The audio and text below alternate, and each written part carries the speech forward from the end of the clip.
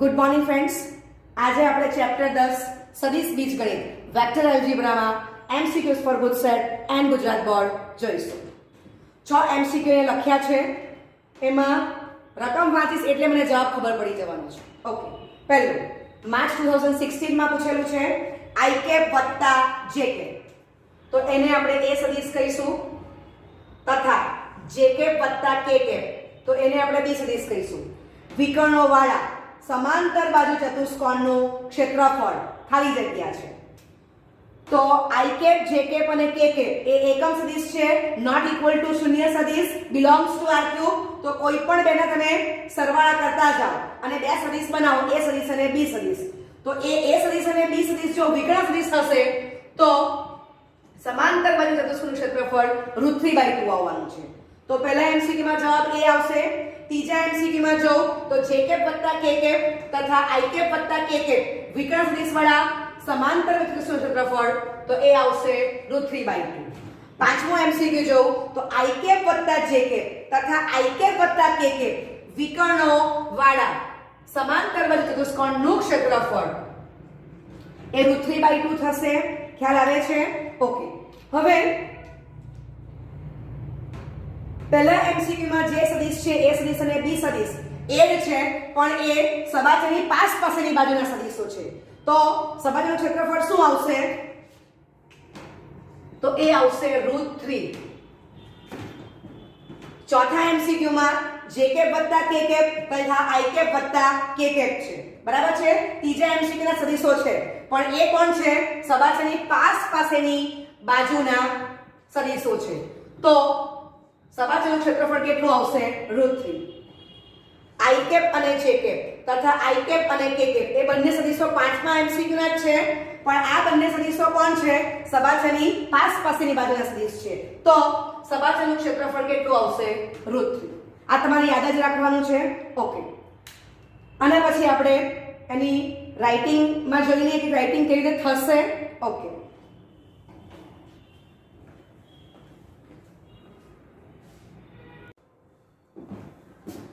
ચલો પહેલા અને બીજા એમસીક્યુ માટે એ સદિશ આઈ કેપ વત્તા જે કેપ તો એને 1 1 0 લીધું છે નિશ્ચયકમાં.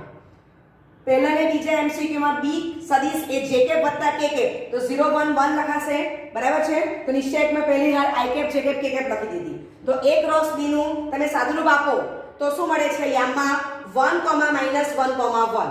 તો એનું માનાંક કેટલું આવશે? તો કે માનાંકમાં a સદિશ ક્રોસ b સદિશ = વર્ગમૂળમાં 1 + 1 + 1 √3. હવે ચોથા અને પાંચમા એમસીક્યુ માં એ સદિશ જે કેપ વત્તા કે કેપ છે અને બી સદિશ એ આઈ કેપ વત્તા કે કેપ છે. તો એ વેલ્યુ તમે ત્રિહા નિશ્ચયકમાં મૂકી દો. એ સદિશ અને બી સદિશની પહેલી હાલ તો i cap j cap k cap જ આવવાની છે. સાદુરૂપ આપો તો આપણને શું મળશે? અને લખો તો યામમાં 1, -1 લખાશે, એટલે આનું પણ માનાંક કેટલું આવશે? √3. પાંચમા અને છઠ્ઠા એમસીક્યુ માં એ સદિશ આઈ કેપ વત્તા જે કેપ તો એ સદિશની કિંમત 1 1 0 નિશ્ચયકમાં મૂકી દીધી. બી સદિશની કિંમત આઈ કેપ વત્તા કે કેપ છે તો 1 0 1 એ ત્રીજી હારમાં લખી દીધી છે. બી સદિશની કિંમત પહેલી હારમાં તો i cap j cap k cap જ આવવાનું છે. સાદુરૂપ આપો તો આપણને યામમાં 1, -1 મળશે. તો એનું માનાંક પણ કેટલું આવશે? √3. સમજાય છે?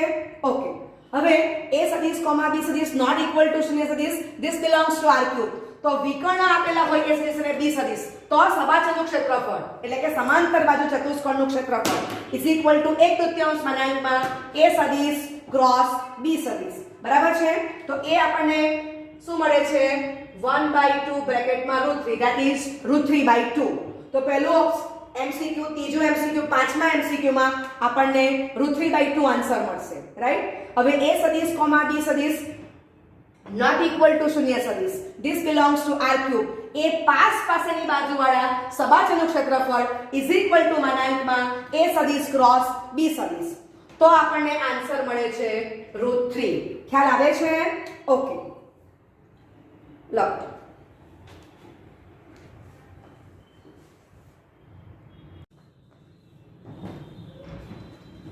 તો આપણે યાદ રાખીશું એ સદિશ બી સદિશ નોટ ઇક્વલ ટુ શૂન્ય સદિશ બિલોંગ્સ ટુ આર ક્યુબ.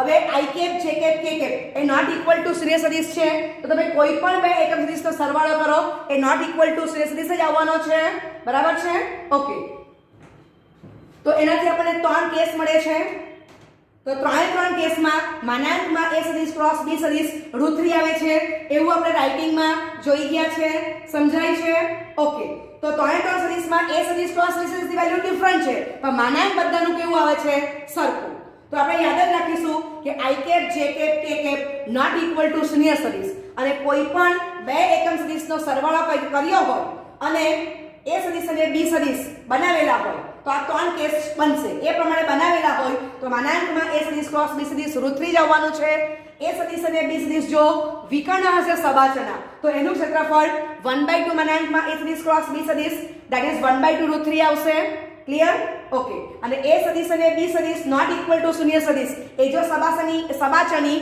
પાસની બાજુ હશે તો સબાચનું ક્ષેત્રફળ કેટલું આવશે માનાંકમાં a સદિશ ક્રોસ b સદિશ ઇઝ ઇક્વલ ટુ √3 ખ્યાલ આવે છે ઓકે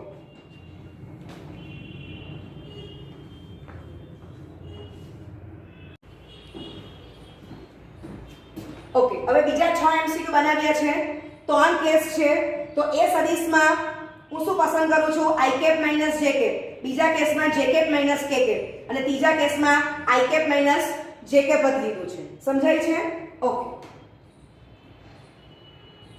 અને b સદિશ માટે પહેલા કેસમાં j કેપ વત્તા k કેપ બીજા કેસમાં i કેપ વત્તા k કેપ અને ત્રીજા કેસમાં i કેપ વત્તા k કેપ પસંદ કરેલું છે બરાબર છે તમે એના સિવાય બીજા એમસી પણ જાતે બનાવી શકશો બરાબર અહીંયા તમે a સદિશની કિંમત k cap minus i cap પણ તમે લખી શકો છો ક્લિયર ઓકે એટલે ઘણા બધા એમસીક્યુ બનશે ચાલો આ પ્રમાણે કરશો તો પણ આપણો જવાબ આગલા મુજબ જ રહેવાનો છે બરાબર છે તો આ ત્રણ કેસ મે લીધા છે તમે અસંખ્ય કેસ બીજા બનાવી શકો છો ક્લિયર ઓકે તમે a સદિશ અને b સદિશનું સિલેક્શન અલગ કરશો તો અહીંયા જે જવાબ આવે છે એના કરતા a ને b સિલેક્શન જુદું કરશો તો આના કરતા -1 નો ફેર આવશે જવાબમાં બરાબર તમે કેસ 1 પ્રમાણે a સદિશ અને b સદિશ સિલેક્ટ કરો તો a સદિશ ક્રોસ b સદિશ -1,1,1 આવે આને તમે a સદિશ કેવું અને આને તમે b સદિશ કેવું તો 1,-1,-1 આવશે એટલે એનો વિરુદ્ધ સદિશ આવશે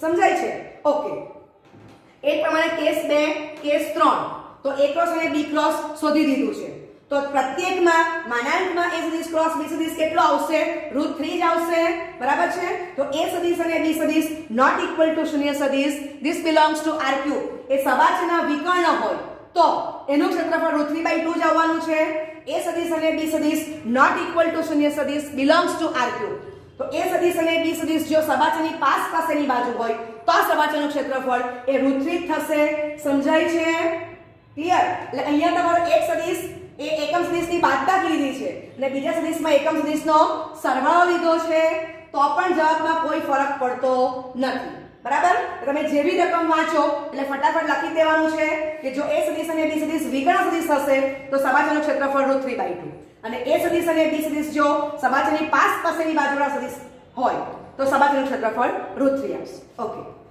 લખો થેન્ક યુ વેરી મચ